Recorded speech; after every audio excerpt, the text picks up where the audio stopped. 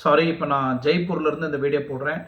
So ஒரு மீட்டிங்காக வந்திருந்தேன். But உடனே அந்த சில நியூஸ் எனக்கு அப்டேட் ஆனதுனால உடனுக்குடனே நான் அப்டேட் பண்ணினேன். Hi friends, welcome to red X media. Kongu மண்டலம் கொலகார மண்டலமாக மாறிவிட்டது அப்படின்னு நிறைய பேர் கமெண்ட்டை போட்டிருந்தாங்க. ஏன்னா அந்த பல்லடத்தில் நடந்த அந்த 3 கொலை, அந்த தேவசிகாமணி, செந்தில்குமார், அலமேலம்மா கடந்த 29ஆம் தேதி நவம்பர் மாதம் மர்மமான முறையில் கொலை செய்யப்பட்டாங்க. இன்னும் அந்த குற்றவாளி யாரும் பிடிக்கல. இதை பேஸ் பண்ணி அந்த சேமலை கவுண்டமலை பக்கத்தில் வசிக்கக்கூடிய மக்கள் எல்லாருமே ஒன்று கூடி ரொம்ப பயம் பீதியில் இருக்கிறாங்க. பொதுமக்கள் யாரும் வெளியே வர முடியாத ஒரு சூழ்நிலை. ஆடு மாடுகளுக்கு அந்த கஞ்சி தண்ணி வைக்கிறதுக்கு கூட அவங்களால முடியல அப்படின்னு ரொம்ப கஷ்டப்படுறாங்க. வெளியே வர முடியல. 6 மணிக்கு மேலே வீட்டை விட்டு வெளியே வந்தாவே பயமா இருக்கு அப்படின்னு பயந்து போன அந்த மக்கள் எல்லாம் ஒன்று கூடி விவசாய சங்கம் எல்லாம் ஒன்று சேர்ந்து நகராட்சி ஆஃபீஸ்க்கு போய் ஒரு மனு கொடுத்துக்கிறாங்க.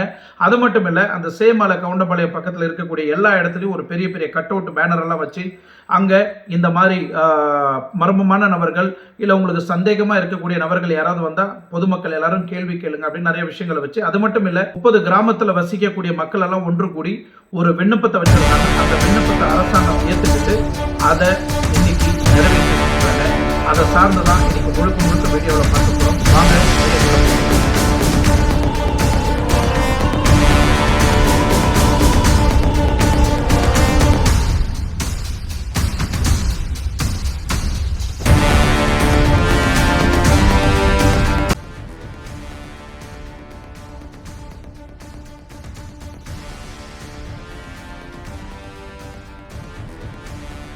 எங்களுடைய கிராமங்களில் பொதுமக்கள் விழிப்புணர்வு அடையணும்னு சொல்லிட்டு இந்த பெட்ஷீட் விற்க வர்றவங்க, பழையிரும்பு வாங்க வர்றவங்க, வளையல் விற்க வர்றவங்க, அடையாளம் தெரியாத நபர்கள் வரும் பொழுது நாம் மக்கள் விழிப்புணர்வோடு இருந்து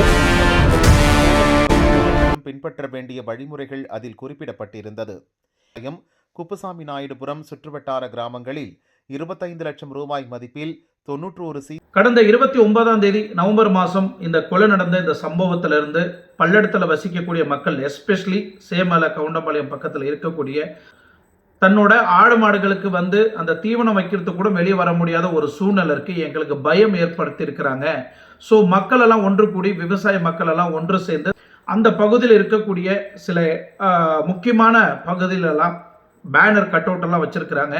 எந்த அளவுக்கு ஜாகிரதையாக இருக்கணும், எந்த அளவுக்கு பொதுமக்கள் எவ்வளோ முன்னெச்சரிக்கையாக இருக்கணும், இந்த பிளாங்கெட் விற்க வரவங்களாகட்டும், இல்லை வீட்டுக்கு யாராவது இந்த காய்கறி பதார்த்தம் விற்க வரவங்களாகட்டும், இல்லை பிளாஸ்டிக் திங்ஸுங்கெல்லாம் விற்க வரவங்களாகட்டும், இல்லை டெய்லி வேலை செய்துட்டு போகிற நபர்கள் யாராவது அந்த கிராமத்துக்குள்ளே வந்தாலும் சரி, அவங்க யாராவது சந்தேகப்படக்கூடிய வகையில் இருந்தாக்கா உடனே அங்கே இருக்கக்கூடிய பஞ்சாயத்து தலைவருக்கும் அங்கே இருக்கக்கூடிய காவல் அதிகாரிகளுக்கும் இன்ஃபார்ம் பண்ணணும். ஒரு கட் அவுட் பேனர் எல்லாம் ரெடி பண்ணியிருக்கிறாங்க.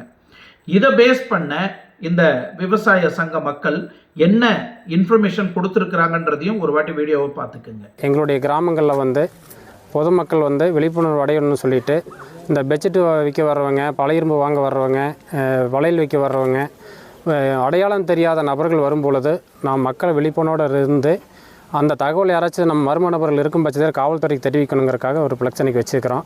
ஏன் இது விழிப்புணர்வு ஏற்படுத்துகிறோம்னா, யார் வராங்க போகிறாங்கன்னு கிராமங்களில் தெரியறதில்ல. அங்கங்கே கேமராக்கள் நம்ம பெருசாக அளவில் பொருத்தணுங்கிறத நம்ம இதில் கேட்டுக்கிறோம். இன்றைக்கி நிறைய கேமராவில் குறைஞ்ச விலையில் கூட இருக்குது. சாலை ஓரங்களில் இருக்கிறவங்களாம் நீங்கள் பயன்படுத்துங்கன்னு கேட்டிருக்கிறோம்.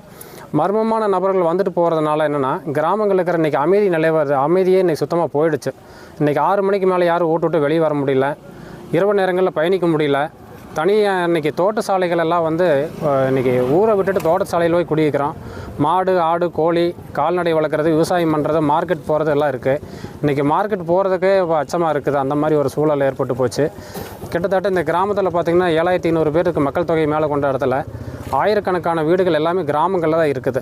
சின்ன சின்ன ஊரை விட்டு எல்லாமே பிரிஞ்சு இன்றைக்கி கிராமங்களில் தோட்ட சாலை ஆகிப்போச்சு. அப்போ இன்றைக்கி அங்கே இருக்கிற அமைதி நிலவுறதுனால குழந்தைகளை வெளியே கூட்டிகிட்டு போகிறது வர்றது, மருத்துவத்துக்கு கூட போக முடியாத இன்றைக்கி ஒரு சூழல் இருக்குது. இந்த பகுதியில் காவல்துறை இன்றைக்கி அந்த தேடிட்டு அந்த திருடர்களை தேடி கடுமையான ஒரு காவல்துறை இன்றைக்கி வளையத்துக்குள்ளே நம்ம கொண்டு வந்திருக்கிறாங்க. அதனால் கடுமையான அச்சங்கள் இருக்கிறோம். விரைந்து அந்த திருடர்களை பிடிக்கணுங்கிறதுக்காகத்தான் இந்த ஒரு மக்களும் கொலையாது அரசாங்கத்துக்கு நாங்களும் உறுதுணையாக இருக்கிறோம், காவல்துறைக்கும் உறுதுணையாக இருக்கிறோங்கிறத தெரிவிச்சிருக்கிறோம். ஸோ ஃப்ரெண்ட்ஸ், இந்த விவசாய சங்க மக்கள் இப்போ அவங்க பேசின அந்த வீடியோவெலாம் நீங்கள் பார்த்துருப்பீங்க. இப்போது அரசாங்கம் சார்பாக கிட்டத்தட்ட 25 லட்சம் ரூபாய் செலவு பண்ணி 91 கேமராஸ் வந்து அந்த 14 கிலோமீட்டர் இருக்கக்கூடிய அந்த சேமலை கவுண்டபாளையம் பகுதியில் இருக்கக்கூடிய அந்த 30 கிராமத்துக்கும் இந்த சிசிடிவி கேமரா வந்து பொருத்தி இருக்கிறாங்க. அது மட்டும் இல்லை, இதுக்கு மேலே அங்கே அந்த கிராமத்துக்குள்ளே வரக்கூடிய புதுசாக யாராவது அந்த ஊருக்குள்ளே போனாக்கா, அது யாராக இருந்தாலும் சரி, இந்த இரும்பு விற்கிறவங்க, காலி பாட்டில், இந்த பிளாங்கெட்ஸ் விற்க வரவங்க, காய்கறி விற்க வரவங்க, இந்த புதுசாக அந்த தோட்ட வேலைக்கு வரவங்க, இவங்க யாராவது சந்தேகப்படும் வகையில் இருந்தாக்கா உடனே நகராட்சிக்கும் போலீஸ் காவல்துறைக்கும் பஞ்சாயத்து தலைவருக்கும் தெரிவிக்கணும் அப்படின்னு வந்து ரொம்ப ஆணித்தனமாக சொல்கிறாங்க. அது மட்டும் இல்லை, இப்போ அந்த சிசிடிவி கேமரா பொருத்துனது இல்லாமல் அங்கே இருக்கக்கூடிய ஒரு இந்த கேமராவை கண்காணிக்கக்கூடிய ஒரு ஆய்வும் செய்திருக்கிறாங்க. அங்கே இருக்கக்கூடிய போலீஸ் வந்து இந்த சிசிடிவி எல்லாமே ஆய்வு செய்துட்ருக்கிறாங்க.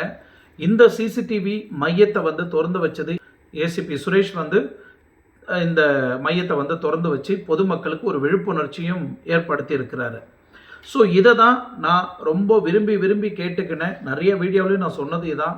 இதுக்கு மேலேயும் இந்த கொங்கு மண்டலத்தில், அதுவும் பல்லடத்தில் இந்த மாதிரி மர்மமான முறையில் கொலைகள் நடக்கக்கூடாது, கொள்ளைகள் நடக்கக்கூடாது அப்படின்னு ஒரு முன்னெச்சரிக்கை இருக்கணும்னா இந்த மாதிரி சிசிடிவி கேமராவிலேருந்து, இந்த மாதிரி விழிப்புணர்ச்சியிலேருந்து இந்த மாற்றங்கள்லாம் ஏற்படுத்தணும் அப்படின்னு நான் வந்து சொல்லியிருந்தேன்.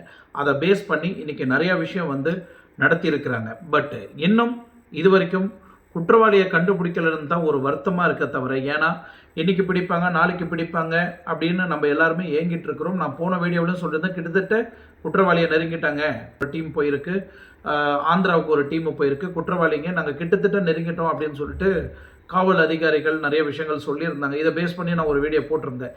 பட் இன்ன தேதிக்கு வரைக்கும் ஒரு குற்றவாளியும் இது வரைக்கும் ஐடென்டிஃபை பண்ண முடியல. கிட்டத்தட்ட 2 மாதம் ஆக போகுது. அங்கே அந்த பல்லடத்தில் நடந்த இந்த சம்பவத்தின் சார்பாக இன்னும் ஒரு குற்றவாளியும் கைது செய்யப்படலை. பட் எனிவே, இதுக்கு மேலேயாவது அந்த பல்லடத்தில் வசிக்கக்கூடிய மக்கள், எஸ்பெஷலியும் சேமலை கவுண்டபாளையத்தில் வசிக்கக்கூடிய மக்கள் கிட்டத்தட்ட 7000 பேர் அந்த கிராமத்தில் வசிச்சுட்டு வராங்க. ஸோ இவங்களுக்கு எந்த வகையில் பாதுகாப்பாக இருக்கணும் அப்படின்னு காவல் அதிகாரிகள் வந்து இப்போது ஆய்வு செய்து இந்த கேமராலாம் ஃபிக்ஸ் பண்ணி, இதுக்கு மேலே தைரியமாக நீங்கள் யார் வேணாலும் உங்களோட வேலையை வந்து நீங்கள் கண்டினியூ பண்ணலாம். யாரும் பயந்து போய் நீங்கள் வீட்டில் 6 மணிக்கு மேலே வீட்டில் இருக்காதீங்க, தைரியமாக வெளியே வாங்க அப்படின்னு பல்லடம் போலீஸாரும், அவிநாசி போலீஸாரும், திருப்பூர் போலீஸாரும் வந்து ஆய்வு செய்து ஒரு விழிப்புணர்ச்சியை ஏற்படுத்திட்டு வராங்க. ஸோ இது பேஸ் பண்ணி இதுக்கு மேலே பல்லடத்தில் எந்த ஒரு கொலை சம்பவம் நடக்காது அப்படின்னு நான் நம்புகிறேன். நீங்களும் நம்பி தான் ஆகணும், வேறு வழி இல்லை. எந்த அளவுக்கு பாதுகாப்பு இதுக்கு மேலே கொடுக்க போகிறாங்கன்றத நம்ம காத்திருந்து தான் பார்க்கணும். அது மட்டும் இல்லை, குற்றவாளியை இன்னும் எப்போ பிடிக்க போகிறாங்க, இன்னும் எந்த கோணத்தில் வந்து ஐடென்டிஃபை பண்ணிட்டுருக்குறாங்கன்றது இன்னும் தெரியல.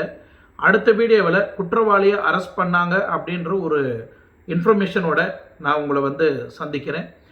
கண்டிப்பாக இந்த வீடியோ வந்து உங்களுக்கு ஒரு யூஸ்ஃபுல்லான வீடியோவாக இருக்கும்னு நான் நம்புகிறேன். அடுத்த வீடியோவில் சந்திக்கும் வரை உங்களிடம் விடைபெறுவது உங்கள் ஆர்கே. நன்றி, வணக்கம்.